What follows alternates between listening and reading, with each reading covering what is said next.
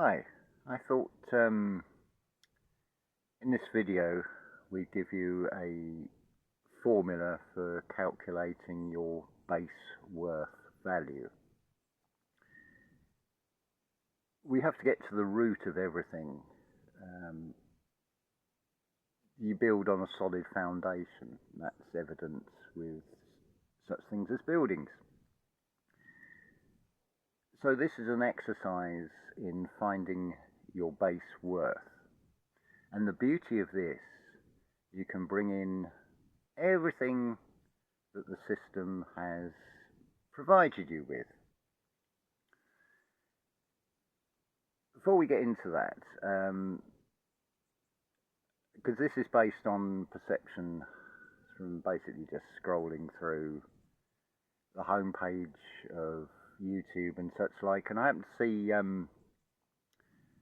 video with the title "The Last Statement of Tommy Robinson," and I said, yes please, let it be so. Let's see if social media stays true to that statement. That's all I need to say about that. If you don't know who Tommy Robinson is, well, you've not missed much.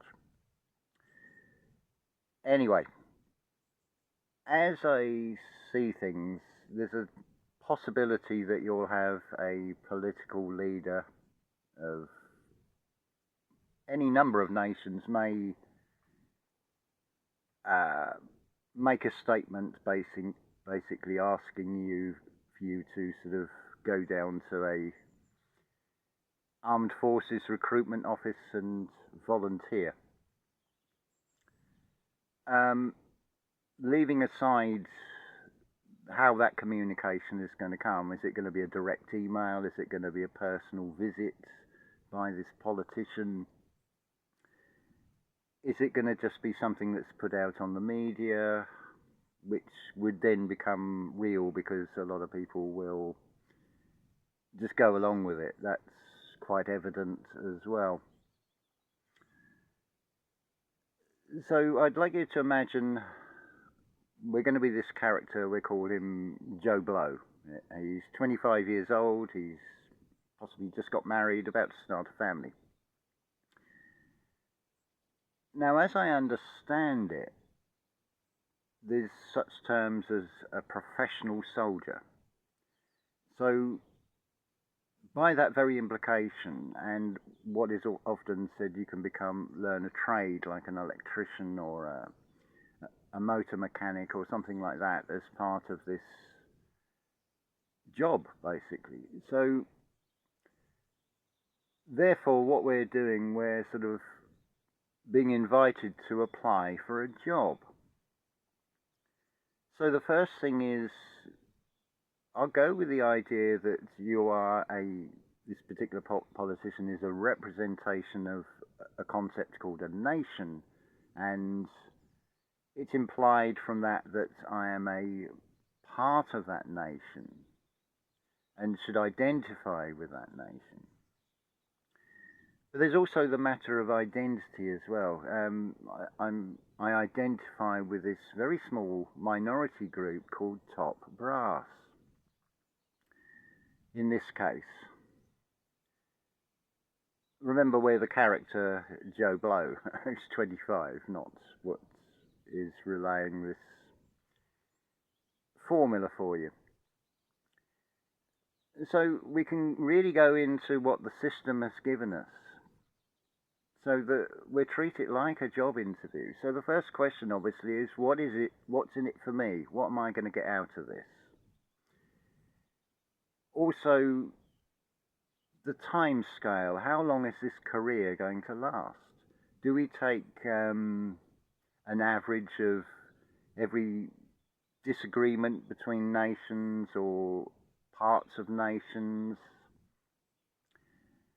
And do we take an average of how long those things have happened to gauge as to how long this career is going to last? Is there any long-term prospects?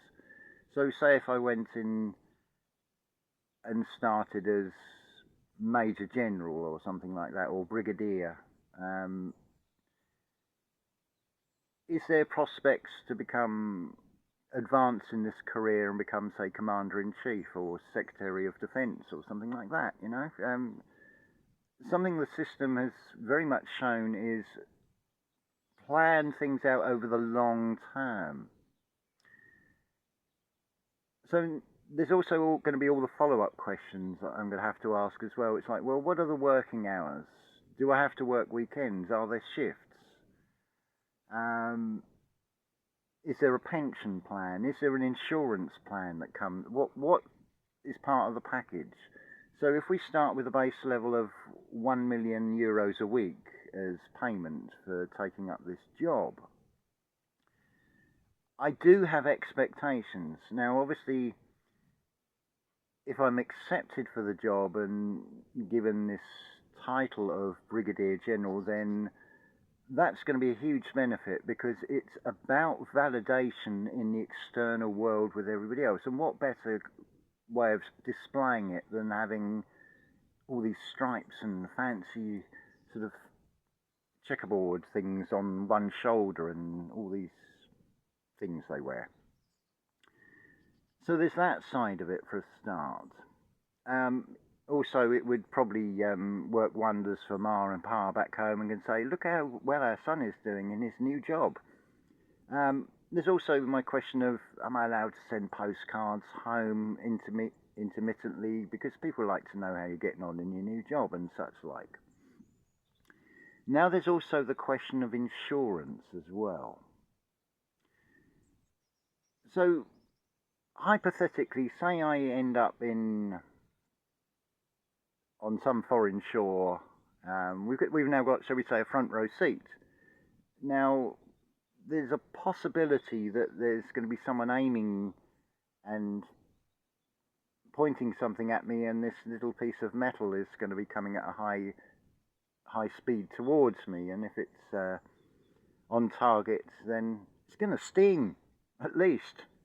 So I assume that built into the health and safety protocol of all this, that I can be able to say, stop the game, injury, because when we get in terms of these sort of physical skirmishes at that level, one perception would be to see it as some kind of sport from some mentalities. So, like on any sports thing, take for example soccer. If somebody's injured, you'll get the two stretcher bearers come up and they stop the game. So I have expectations of that to happen in that, if that scenario happens as well. But it also leads me to ask the question of, can I work from home? There's all this technology in drones, so do I really have to go there? It would save a lot of expense. I mean, I don't like flying, and why do we have to go up so high anyway? It's a long way to come down. Wouldn't it be easier to be sort of like 2,000 or 1,000 feet above the ground, and it's less far to fall? But even 1,000 feet in the air, it's a massive jump. It's going to hurt when you land, even if you're trained as a paratrooper. That might actually be an advantage if you're flying as well. I don't like the idea of submarines. That's just too claustrophobic, and you don't really get to see much of the world, because that's something that's also spun, or has been spun, from join the army, see the world and all this. So presumably that will be a sort of an incentive as well. But let's say we get this €1 million a week wages. Does that include added bonuses of danger money and things? Because from my perspective, I've done all the health and safety risk assessments and things, and they all see all these scenarios that are being offered seem to come with to be very high risk. So I want to know what the insurance is, what policies in place. If I happen to find myself in this place called trenches, for example, I take it there's seats provided that meet the health and safety regulations, so I don't end up with curvature of the spine and such like, and I take it there's clearly walked out safe walkways and things. This is what I'd expect in any job these days. But now here's where we come down to the base worth part of it. So hypothetically, we're in the basic, what we call basic training. I don't know how many weeks that lasts for. So say we're 3 weeks into it. So I've earned 3 million euros, which I take it there's going to be tax breaks on this as well, of course. You've got to have all these expectations, and it is always worth asking the questions before accepting the job. Remember that as well. So we've accumulated 3 million euros. Maybe we've spent a couple of thousands, but we'll round it up and we'll say we've got 3 million euros to spend. So how much time off am I going to get? Because that 3 million isn't going to do anything just sitting there, and I want to be able to enjoy it and be able to spend it. And I'm thinking about after I retire, because you have to think long term, and with all this wealth that you'll accumulate. Oh, incidentally, I get the joke. If you happen to be a politician who's making this call, who it just so happens that you're on the board of directors or a major shareholder of a contractor that is going to be a supplier to MIC, that's the military industrial complex. As on a sort of second note here, for the record, you'll find that I am far more complex than MIC.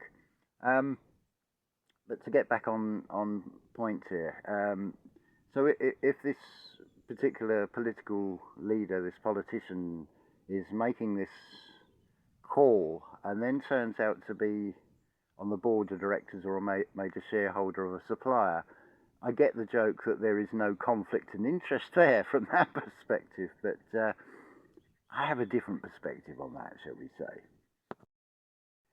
There's also the matter of, if my career suddenly ends, shall we say, what good is that accumulated wealth now? Say we've done 6 weeks of the basic on-the-job training. I wonder how much of that is done in a virtual setting,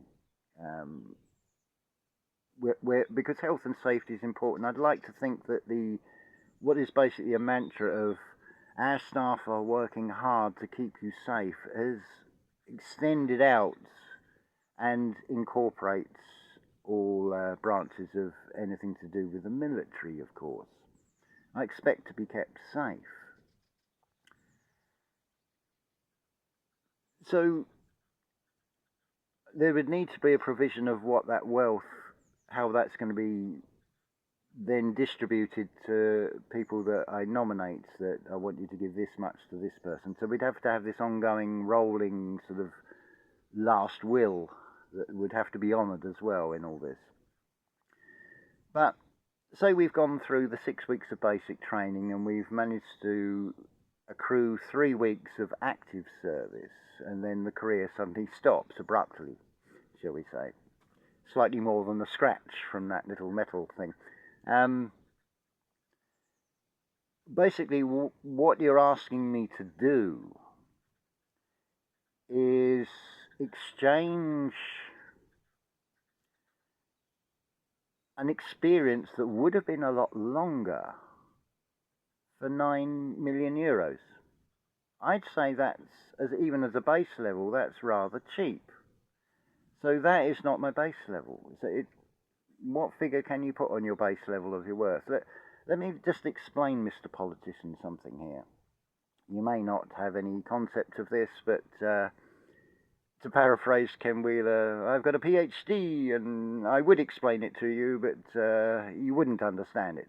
But I will try and explain it. You see, before coming into a physical body, there's a lot of very complex things that happen that bring two souls together, to which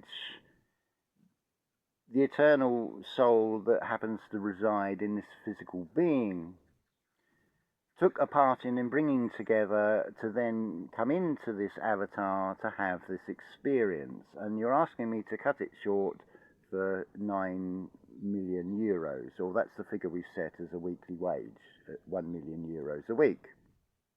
But can you see how, on one hand, it does seem to be a lot of material wealth, but on the other hand, I feel that I'd be selling myself short, because there's all this etheric body energy that's now sort of going to have to go back to source.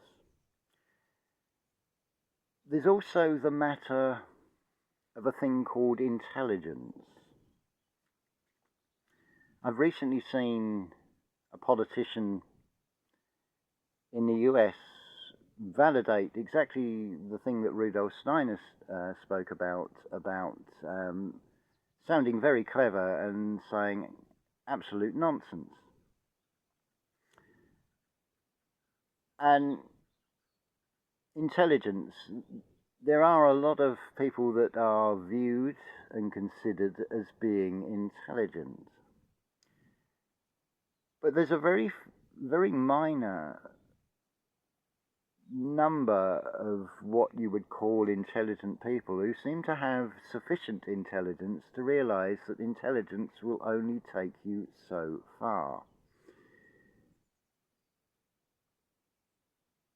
So now let's look at this in terms of this career opportunity, this word intelligence. It's also a great example of checking your sources, because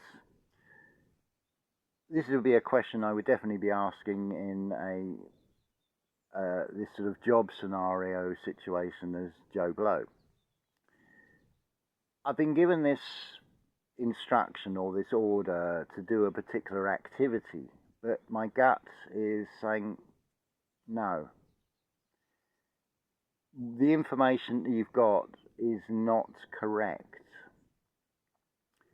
See, it's always good to check sources, but as I understand it, with anything military, you're not supposed to question orders and things. But from my experience, it's when you don't listen to that inner voice, then you seem to go down a road that's probably not as enjoyable as it would have been had you listened to that internal voice. Yes, you're going to get an experience. So, by extension of that, also, Mr. Politician, where have you got this information from that you are making this call to everybody to go down to Army Recruitment Office or such like? Have you checked your sources? Here's an idea, a radical idea for you. Maybe, just maybe, and it would be cheaper, and it might actually be more beneficial if you were to actually go out there and go and talk to these people, or verify the information you got. Now, this is really important, where you should check sources, because this is one case where possibly, if you're in that role of a politician, you may want to gauge an idea of what these people that you're talking about and saying, we don't like what you're doing, and we're making a physical effort. We're going to come onto your shores. We're going to basically invade. So you may want to check on what sort of reception you're going to get to that anyway. So it's, like I say, always check your sources.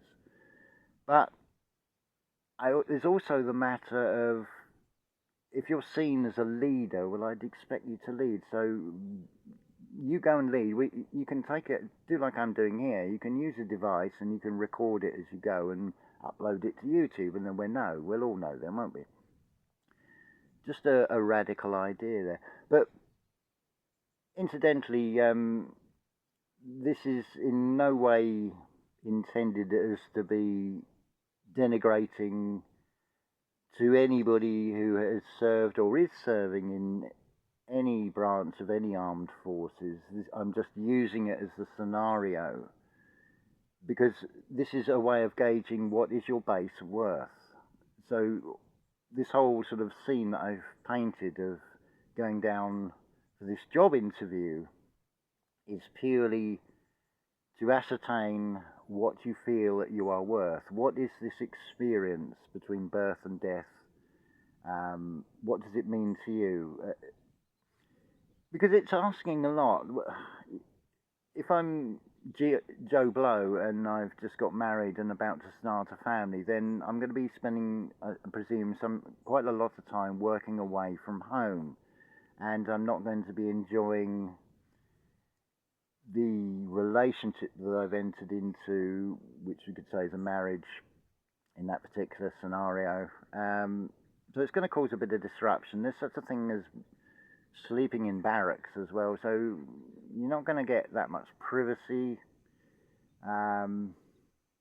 Incidentally, as well, another thing, if I happen to find myself in this front row seat in this place called Trenches,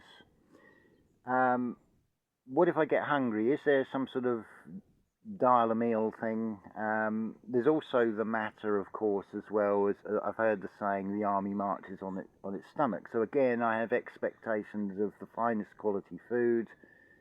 None of this dried, add water stuff. We want fresh, local grown produce, preferably. Again, it comes back to identity, and I identify as top brass. I identify as being mostly a vegetarian. I have expectations. I want to know what's in it for me. Does that sort of fit the bill? There's also the whole thing of risk assessments. I want to see all the paperwork on all these things. I want to know the long-term plan. I want to know how long this career is going to last. I want to know if I'm going to be able to advance that career. And then maybe before retirement, end up as commander-in-chief or something like that. That kind of thing. Also, there's the matter of, do I get to pick my batman, my caddy? I mean, be like on a golf course. It's like, I'm not carrying my own clubs. I'll have someone carry them for me. There's also the whole matter of weights and things, that it has to conform to all the health and safety regulations that have been put in place. So I do have expectations of nice green safe walkways that are all marked out clearly wherever I go. So but yeah, do consider the idea of being a leader and show it by your actions. Go out there, go and ascertain that the information that you've got is correct, and then report back to us.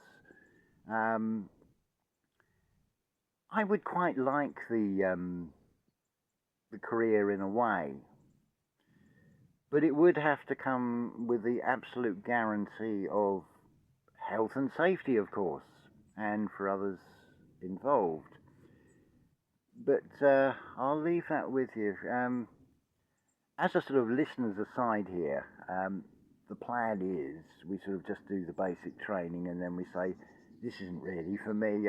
It's not the job I thought it was going to be. And I think €6 million would be sufficient. I could do quite a lot of things that would not just benefit myself, but benefit a lot of other people. But it's just an idea I thought I'd put out there, and as an exercise for you to play that part of Joe Blow, be of that, what they call eligible age.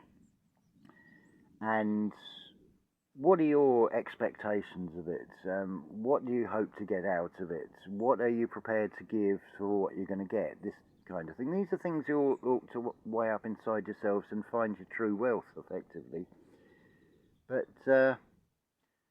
yeah, I thought I'd just sort of share that with you. Make of it what you will. Do let me know in the comments.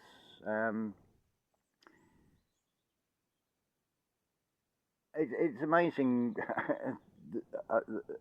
I've seen some incredible things over the years. One question I used to get asked was, why are road markings painted yellow in parts of Europe? And the answer, of course, is because it shows up better under 6 foot of snow.